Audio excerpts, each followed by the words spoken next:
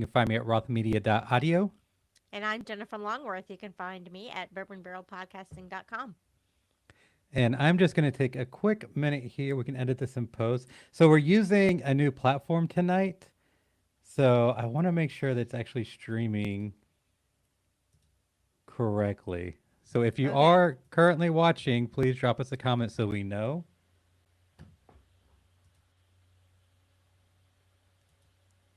Oh, Are you checking Facebook? yeah. Well, I'm checking. So we are live on YouTube, Hello, YouTube. and now I'm trying to check Facebook.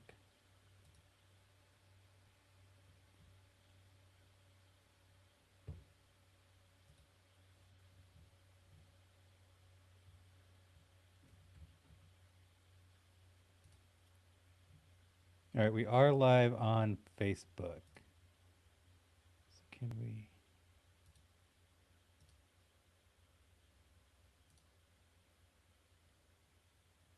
Yeah, so like on StreamYard, it's a lot more streamlined, but all right, so everything seems to be working. So All right. awesome. Well, welcome to this show. Thank you everybody for joining. And if you're listening to the podcast, thank you so much for following and subscribing to the show. Tonight, we are going to be talking about ways to speed up your editing process. And we also have a guest appearance from my cat, Rocket, who Hello, Cat. Yep. So we're going to be talking about ways to speed up your editing process. So if you have any tips or tricks or any questions you want to discuss, please drop it in the comments either on Facebook or YouTube, and we will gladly talk about it on the show. Uh, but exciting news: this episode is brought to you by Riverside, and it's actually what we're using to live stream this episode tonight. So if you want to record your episodes or your clients' episodes in high definition, try Riverside for free at wait. Yeah. Show. There we go. Creators.riverside.fm/Yetis and use the code Yetis for an exclusive 15% off. All right. So Jennifer, this is actually something that you were a bit it was your idea to cover this topic because you're giving It a was. talk on it soon. Yeah. So Steve Stewart always talks about how we should pitch more editing talks for conferences, so we'll get picked because there's not enough editing talks. So I'm like, okay, what can I talk about that I think will get picked? And I thought, well, what about speeding up the editing process? And Podcast Movement picked it. And I'm like, great, now I got to write a talk, but I haven't done that yet. So, like, what are we going to talk about tonight? I'm like, I got an idea. Yeah, and I think it's a great topic. So like, the faster you edit, I mean, because like, time is money, yada yada yada. Right, right, right. But like per hour, you can be making more money, less stress. You can take on more clients and just have a better, more efficient process if you can figure out ways to speed up your editing process. And So it's like the number one question I get from other editors is how do I speed up? I mean, I did a panel discussion locally. Oh gosh, it's been quite a few years ago now. And afterwards, someone's like, how do I get faster at editing? I'm like, I hate to tell everyone this, but the number one way is to just do it mm-hmm. and practice and get better. But that's not what you want to hear. Yeah, we want something tangible. But because like the biggest thing you can do is just um learn your software and learn its in and outs and like what all it can do because because I mean, that's what it kind of comes down to is like the ability to use whatever tool that you chose. Yep. So I jotted down some things that I've learned over the years that have sped up my process. And Jennifer, I'm sure you have a tip or two that we can talk about. Um, Maybe. but the first thing that popped into my head was if you're using Isotopes RX, using their batch process, which, if you're not Yes. familiar, um, what you can do is you can set up like your process change to put in your voice noise or your multi click or whatever.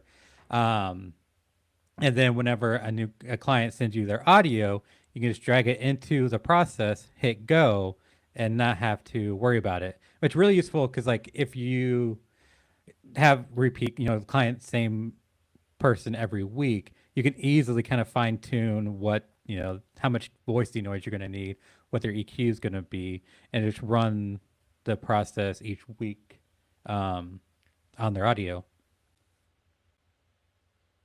I call that my pre-wash because I do that too, and like everybody gets a basic pre-wash Mm-hmm. because like mouth noise. Yep. Yeah, everybody does that to Yep. a certain extent. And I watched a tutorial video once that RX did, and they're like, "Here's some basic baseline settings. Dial it in. This will take care of most people." I'm like, "Sounds good." Boom. So that's my Yeah. pre-wash. Yeah. And it's really handy. So like I have a client who um basically he's like 2 months ahead. So I have and our fellow It Yeti who works. couldn't be here tonight, Brian Ensminger. You can find him at toptieraudio.com. Trying to catch a couple minutes before we head back out. Well, thank you for hopping in. And testing Hey, it with us. yeah, yeah. So we're testing out Riverside right now. So comments work from so you're on Facebook, so that's exciting to see. And real quick, if you have any tips or tricks that you want to drop in on how you speed up your editing, please let us know. We'll go over it. Um, so it's really like convenient. So instead of like spending all that time trying to clean up like 8 episodes, I can just drag them all into this batch process, run it, and then move on to something else. Yep. Agreed. Alrighty, do you have a trick, or do I go into my next one? Um. Well, I added mine later, so I'll hold off on that one. Okay.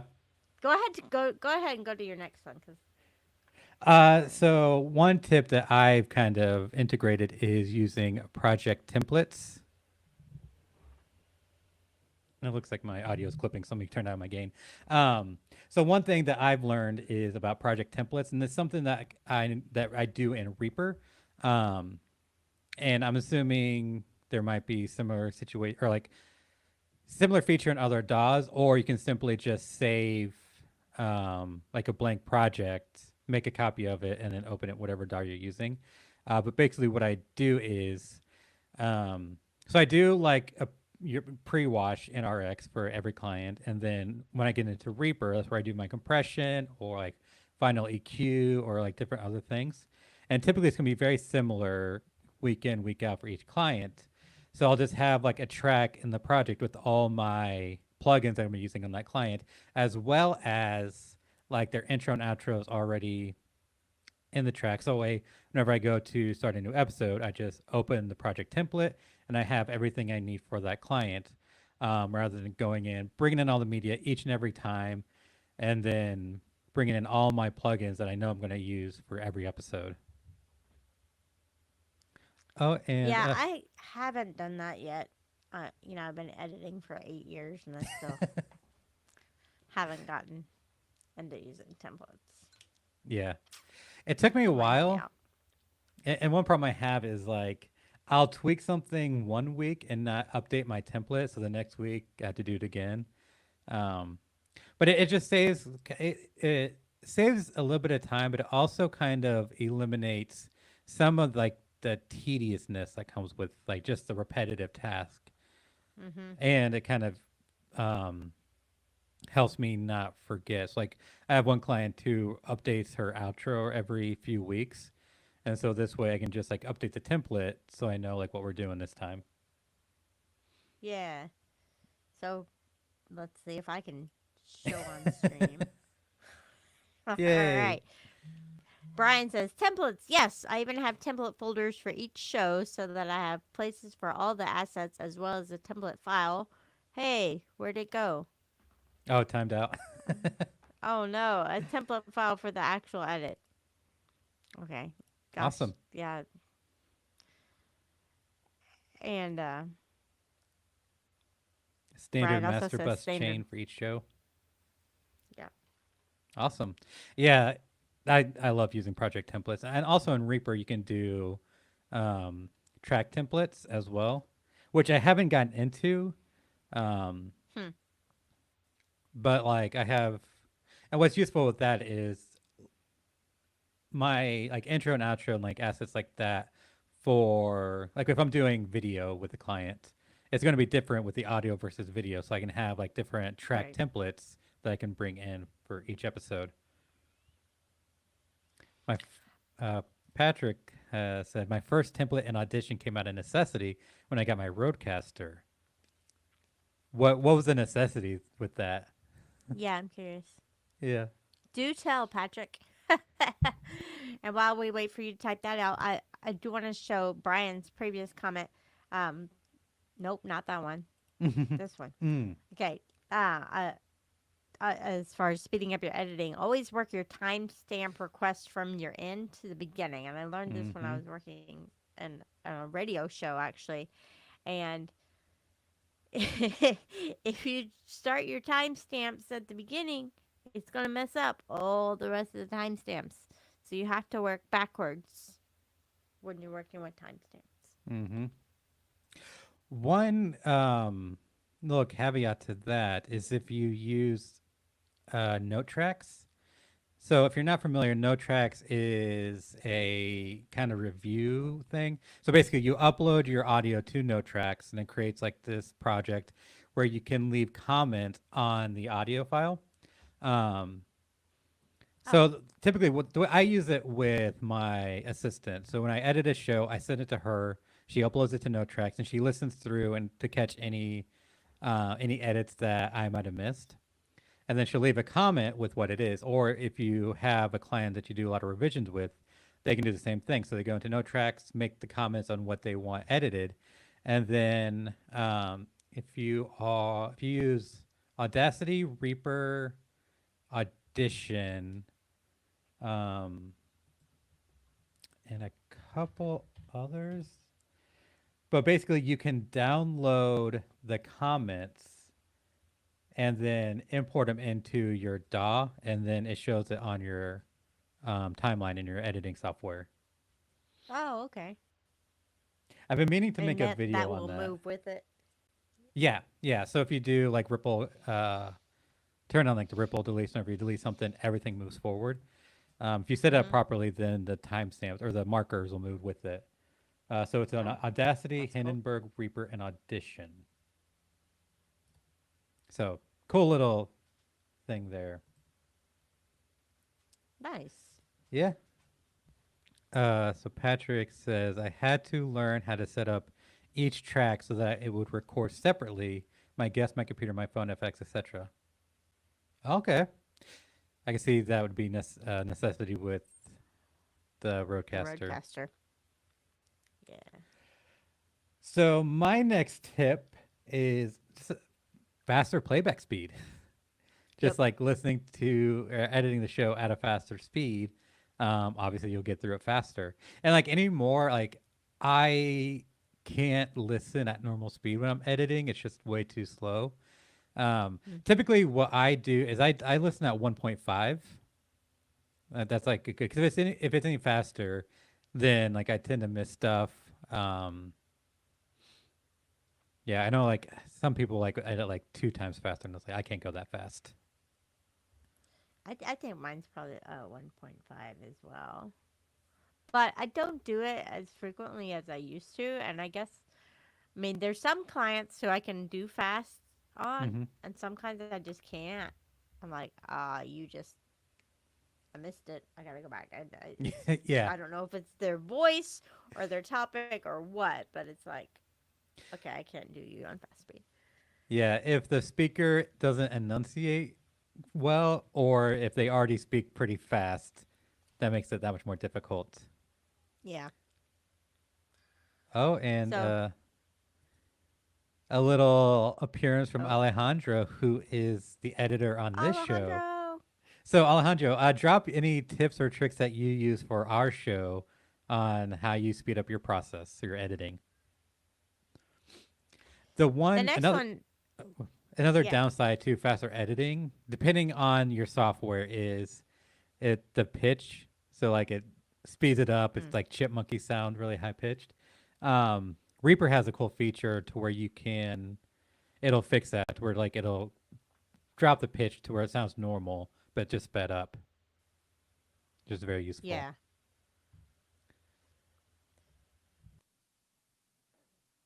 Okay, so Patrick says the only time I speed up is when I'm listening to my final edit for show notes and timestamps. That makes That's fair. sense. Yeah.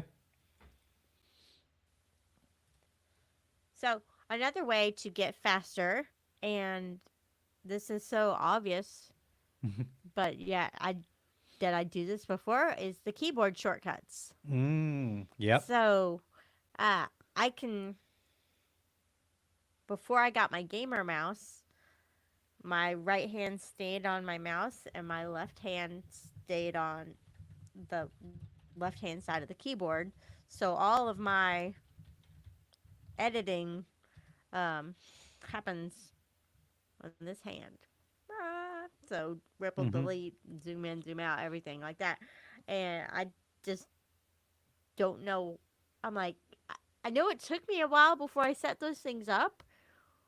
What the heck was I doing? That's why it takes 5 hours for a 15 Mm-hmm. minute episode. Yeah. I remember when I first started using Reaper, I didn't know how to do like any of the functions. Um, so I wanted to cut something instead of like highlighting and deleting it. I would have to like click on where I wanted the edit, split the track, like drag the track to like cut the end, and then drag everything back to eliminate that dead air. Um, it was a nightmare before I finally figured out what the keyboard shortcuts were and like how to customize my own. Right. Uh, I Yep. don't know if my message went. Oh, there it is. Yeah. You're me. It says Jennifer whenever you type. Because it I says don't know Daniel for why. me. Weird. Oh, it says Jennifer.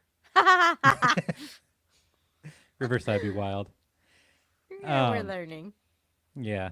But also, another cool thing about Reaper is that you can essentially create macros. They call them action chains, but like for if I have like a really loud breath, I have a one button that I hit. So I highlight the breath, hit one button, and then like it splits it on either side of the highlight, and then like drops it 10 dB to Cool. make whatever that part is quieter. So Reaper has like a lot of functionality where you can create your own custom keyboard shortcuts as well as like macros and whatnot.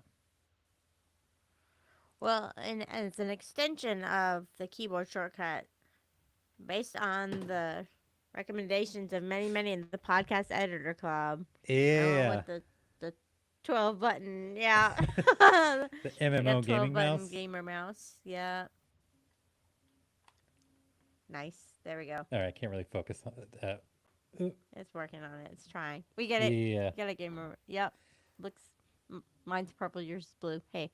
Yeah. But the game changing now. Now I just Mm-hmm. one handed editing, and this hand just like I Yeah. got one hand in my pocket, and the other one's editing a podcast. Yeah. The only thing I wish this one had, it's like my old mouse, I had like, there was a button kind of next to, like, you had like the one and two. Then there was like one out to Yeah. the side that I would use for like to pause playback, which I don't really have a button set up right now.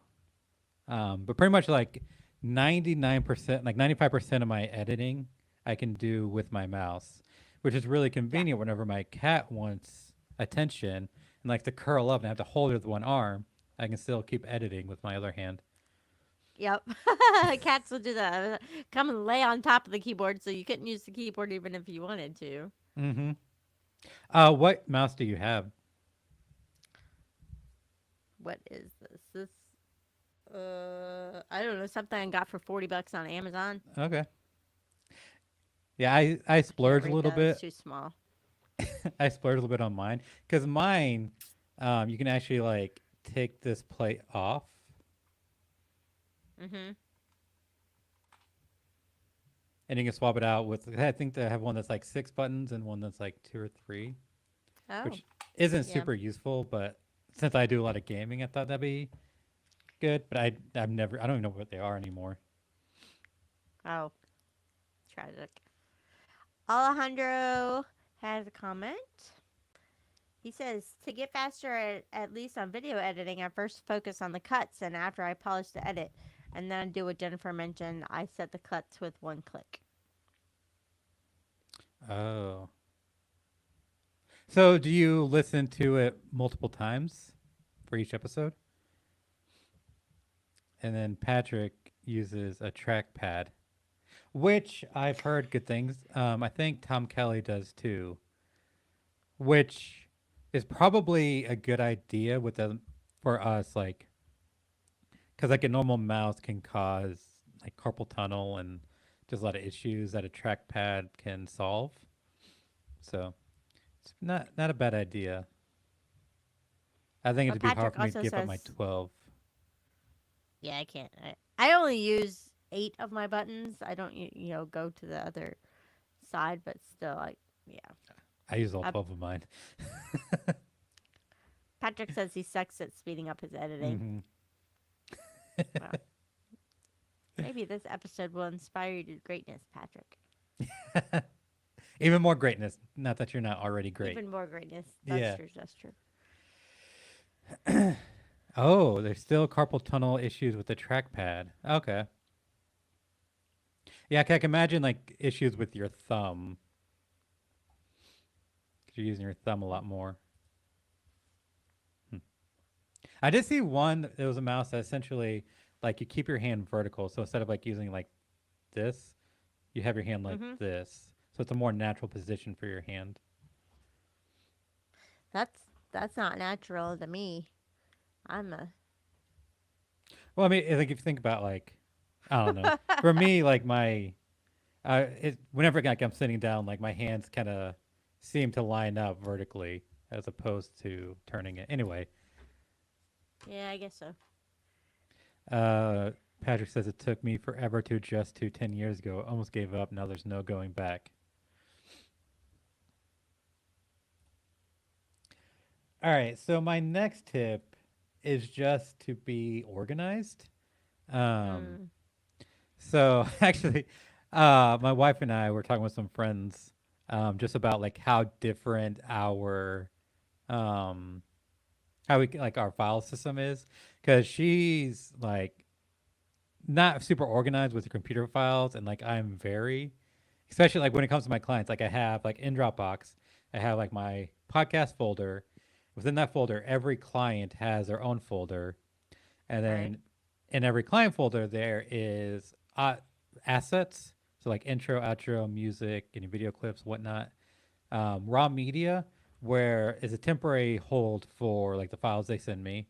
Um, Graphics, so like their artwork, if they have any headshots I need for their website or anything like that.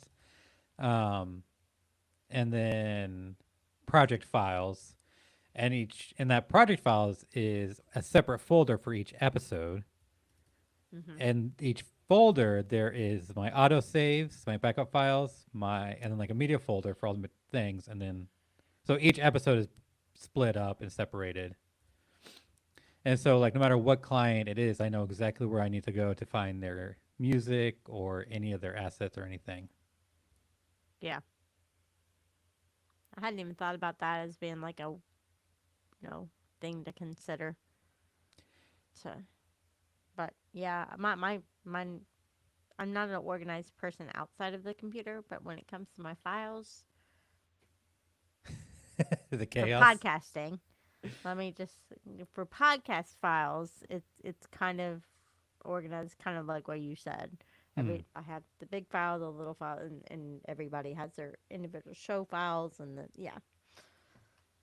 Of course, the unfortunate thing right now is that I have people who insist on using Google Drive and not Dropbox, so then I have to download from. So I Hmm. have, yeah, it's I only whatever. have one client that uses Google Drive. It's always been a nightmare, especially when it comes to like sharing, because like the permissions with Google Drive, like it's very annoying.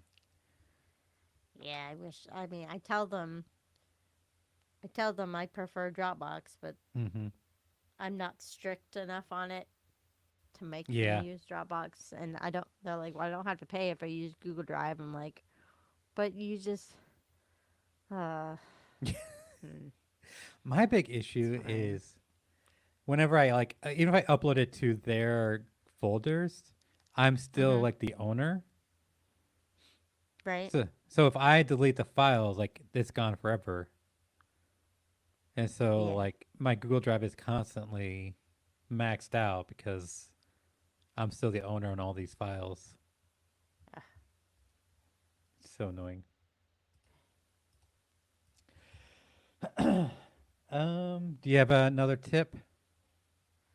I'm like, I had four, and I don't remember what it was. I'm like, hold on, wait, no, I think. Mm. No, that's why we're having this, is so I can get ideas for my talk. Remember? Mhm. I'm like, I got a 20-second talk that it's supposed to last 20 minutes. So Mm, so far we're 26 in, so I'm getting there. there we go. There we go. The last one, so kind of like same thing with like organization. This one isn't really like editing specific, but just kind of being more efficient with your um, entire workflow is just having some sort of project manager system. Mm, Um, mhm. so like I use Airtable um, with like some Zapier integration. So that way, whenever if a client wants to like send me a new episode, they fill out their Airtable form or whatever, and then that sends me everything I need, like their show title, their show notes, their audio files, everything. And then it keeps it organized based on like when it gets published, what the status of it is, like if I've just gotten the files, or if I've started editing it, or like if it's edited, I'm waiting on a client to review and approve it, or whatever the process, like whatever stage of the process, like it's all in there. So that way, I'm not wasting time trying to figure out what my workload looks like what shows I need to be working on, what like how, what my status is on each one. So it's just like being able to just like stay organized just kind of takes a lot of time wasting out of my business as a whole. Yeah. Yeah. I'm still not there yet on systems. Which is wild because you have a bunch of contractors now, right? Yes. Yeah, and I use Basecamp with one of them Mm, after talking to Daryl on that episode. So I use Basecamp with one of them, but the other two are email mm, and Dropbox. And it's like, but the Basecamp one has, she has the biggest load, so it's easier, and she mm-hmm. likes seeing the deadlines, and it keeps us both on track and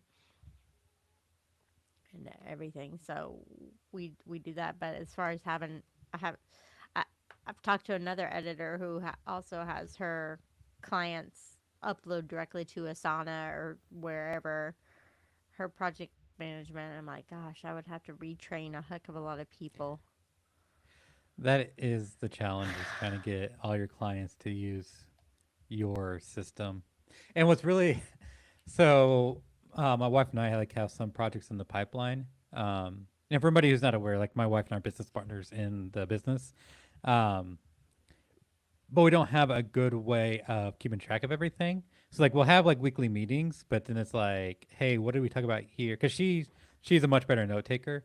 So I'm like, hey, what did we talk about this? Blah blah blah. And there's like no good way for us to keep track of everything. So we're looking into using Notion, which Mm-hmm. is a super robust system, but like I'm very overwhelmed by trying to figure out how to use it. It's super Oh. customizable. So now I'm like in the process of moving away from Airtable because the pricing for Notion makes more sense than Airtable. Um, so I'm looking to move everything over to Notion, but that means getting all my clients to start using a new platform, which I'm not looking forward to. Yeah. Good luck. Yeah. I remembered my big tip. Yeah. It's and I got this. I stole it from somebody else, but you know how we always say fix it in post. The way to speed up your editing is to fix it in pre. Mm. Yeah. Just record it right the first time. Don't hit the table. Don't record in your bathroom. Don't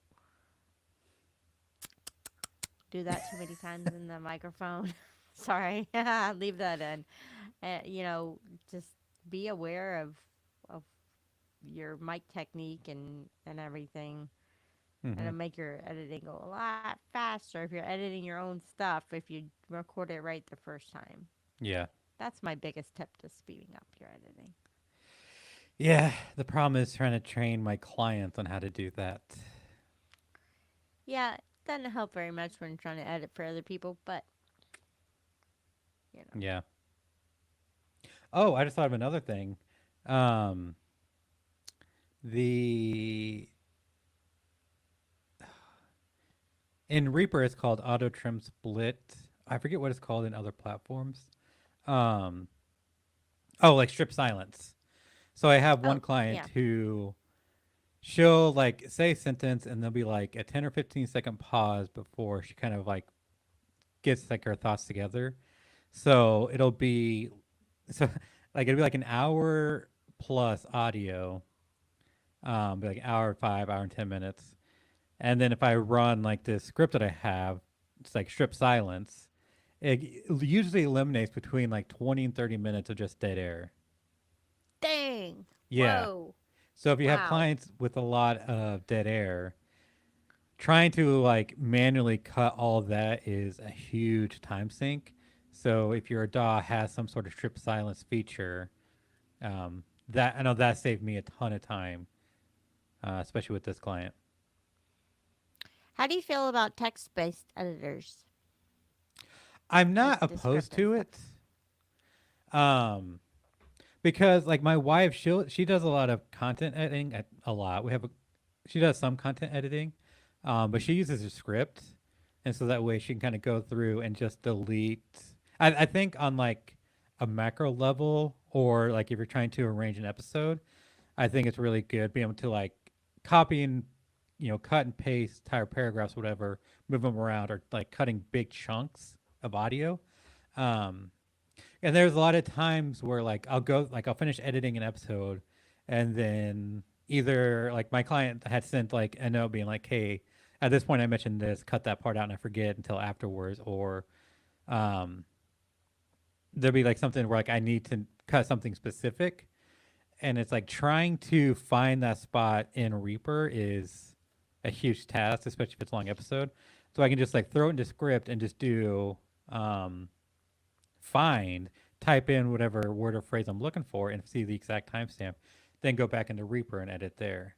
So I think like text based Yeah. has a lot of usefulness, um, just not quite to the point of being a sole tool. Because I do have a client who like I go through and I make my edits. I send it to her because she likes to fine tune it. But I upload it to the script for her, and then she'll go through and make the edits she wants, and then I then have to go in afterwards and fix like the timing because like it'll cut too much silence, or it'll cut in the middle of a word or like a breath. Mm-hmm. And so I need to go and like polish it. Um, but like as a tool, I think it's really good. Cool. Yeah, that's kind of my theory on it too. For big Hmm. chunks, Yeah. it speeds things up. If you think you're gonna save time and remove all your filler words with the script, it's gonna take you 10 times as long to fix all the awkward cuts, Yeah. the jump cuts. So Yeah. When the script was fairly new, I tried doing that, like uploading it, cut filler words, and then bringing it to the Reaper to do the rest of the editing. Yeah, and it's just trying to fix all the bad edits was a huge task. I think I did it twice hey, before I just gave up. look, Steve's here. Oh, Hey, yeah, Steve. I so yeah, Steve sent like his newsletter out this morning, be like, I'm pretty sure there's gonna be a Yeti Mastermind tonight. And then it was like 5 or 10 minutes before we went live, I'm like, oh hey, yeah, we're actually going to be doing that. Um, Yep. so So we're talking about how to speed up your editing process. So things yeah. we've talked about are batch processes, project templates, using faster playback speeds, keyboard shortcuts, gamer mouse, being organized in general, fix it in pre instead of fix it in post, and text-based editing. So that's a little bit. That's what you Hmm. missed. A bit of a shorter episode this time.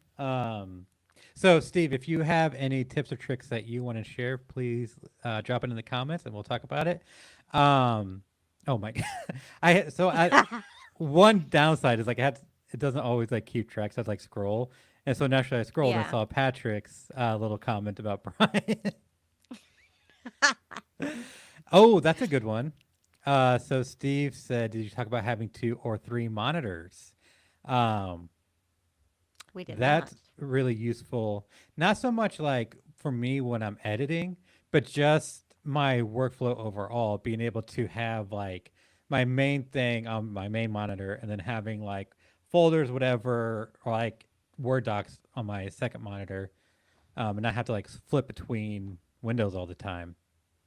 Well worth the investment. I have two monitors in my office at work, but I have just a really big monitor Mm. here at home, which is nice. Yeah. I've seen people like with like the ultra wides and Hmm. looks so nice. I do have a curved monitor, which I don't notice it anymore. Um, but it's a nice little thing, kind of make it a little bit easier. So if anybody has any more tips or tricks, please drop into the chat and we'll cover them before we go. So in a little bit, we'll do our chat GPT question of the episode, the stream. Um, But just a quick preview, we actually are a little bit prepared. So in 2 weeks, barring any life events or catastrophes or whatever, we will be back live streaming right here on Facebook and YouTube. And we'll be talking about video podcasting um, and all that that entails, working with clients and all of that. So be sure to join us for that. Follow the Facebook page, subscribe on YouTube, do all the stuff and things. I do plan on getting our newsletter sorted out. Um, so hopefully you'll get notified if you are on the newsletter. So subscribe to that. You just go to podcasteditorsmastermind.com for all the details on that. All right, Are you Jennifer. What? ready? Yes. Well, probably not, but as ready as I'll ever be. It's a fun one this Okay, week. good. Our chat GPT question of the stream. I had to ask it what's a unique question, or else it gives me the Mm. same thing every time. So I said, "Here, I need a unique question," and it says, "If you could create a new sense for humans, what would it be, and how do you think it would change the way we perceive the world?" I'm gonna drop that in the. That was the Mm. wrong one here. Drop it here. So, Oh, yeah, and I'm missing comments. Um, So Patrick says he's still wanting to try a widescreen monitor. Same. They can be pricey. I think mine. I have a big one, but it's not super wide. And then Steve says exactly big monitor in the middle for editing, folders, notes, etc. on the side monitor. Now, Steve, based on your comments, I'm assuming you have 3 monitors, which I it's something I've wanted to do for a long time. I just haven't actually been able to. yeah, it is a difficult question. That's Mm-hmm. why Daniel's eluding it. If you could create a new sense for humans, what would it be, and how do you think it would change the way we perceive the world? I'm like, So is that like Spidey sense? That'd be good. Like what popped into my mind at first, I don't know how good or like the ramifications of such a thing. But the ability to sense like a person's like real intention. Um, Ooh. yeah. So almost kind of like the inability to lie, but it's just like you can tell when somebody, you can sense when they're not being sincere or meaning what they're saying or something along those lines. Hmm. Be very interesting. Be a much more honest world, um, but it might be a I'm not more sure I'd want to know that all the painful. time, Yeah. though. It's like, I, this this is hard because it makes you think outside of your hmm like what I, I I don't. I'm like, oh, I'd love to have an eye in the back of my head, but that's not a new sense. That's just a new it's just extra new sight. way, extra sight. I'm like, okay, I like extra sight, like enhance my vision. Yeah. But I'm not sure how to come up with something completely new there. hmm It's a challenge. Yeah. Maybe I should say, give me an easier question. Hold on. Is Give being me able, so an Patrick asks, is being able to easier. teleport a sense or biolocation. I Those don't are know if like that's a sense, but I'll superpowers. accept it. That'd be pretty cool. Okay. Here's an easier question. Okay. What What's your favorite way to spend a rainy day? mm. Mine's sleeping. Hello. Something relaxing. Either just like the windows open, um, like reading, or just like chilling on the couch with a video game or something.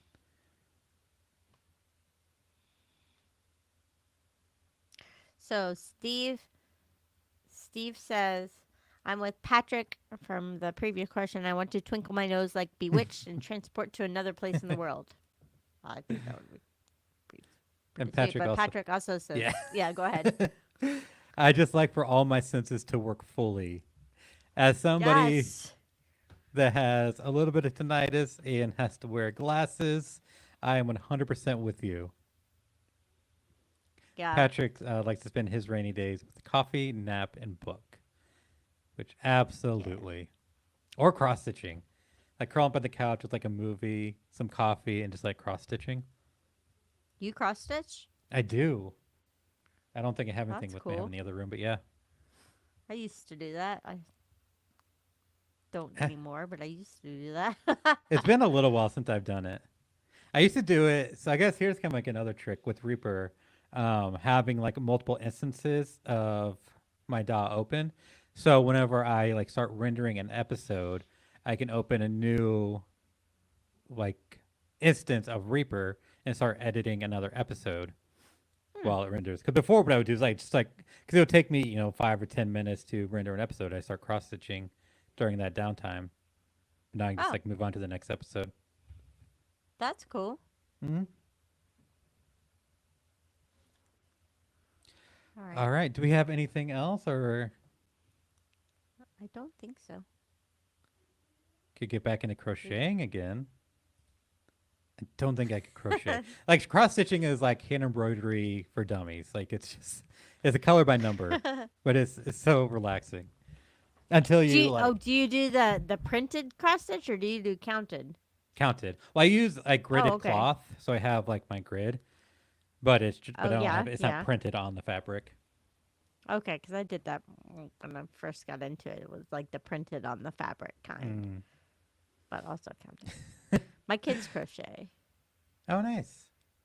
Yeah. All right. So Jennifer, if somebody wants to be a guest on this show, what do they need to do? They need to go to podcasteditormastermind.com and click be a guest and then tell us why they want to be a guest and we'll say, okay, come on.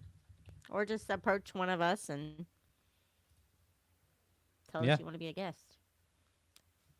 I think I spelled that right. I just typed it real quick. Podcasteditorsmastermind.com be a guest. Looks like it. Yeah, we're always looking for new topic ideas. So if you're an expert in something that you really think people need to hear, or if you're looking for help on something you're struggling with in your own business, yeah, reach out. We would love to have you on the show. Once again, this episode is brought to you by Riverside. If you're wanting to record your own episodes or record with your clients, just go to creators.riverside.fm/yetis. and use the code Yetis to get 15% off. That is it for tonight's episode. I am Daniel Abendroth. You can find me at rothmedia.audio. And I'm Jennifer Longworth. You can find me at bourbonbarrelpodcasting.com. And not with us tonight, Brian Ensminger. You can find him at toptieraudio.com. And Carrie, you can find at carrie.land. Thank you so much for joining us. Or if you're listening to this in the future, thanks so much for that. And we will see you next time.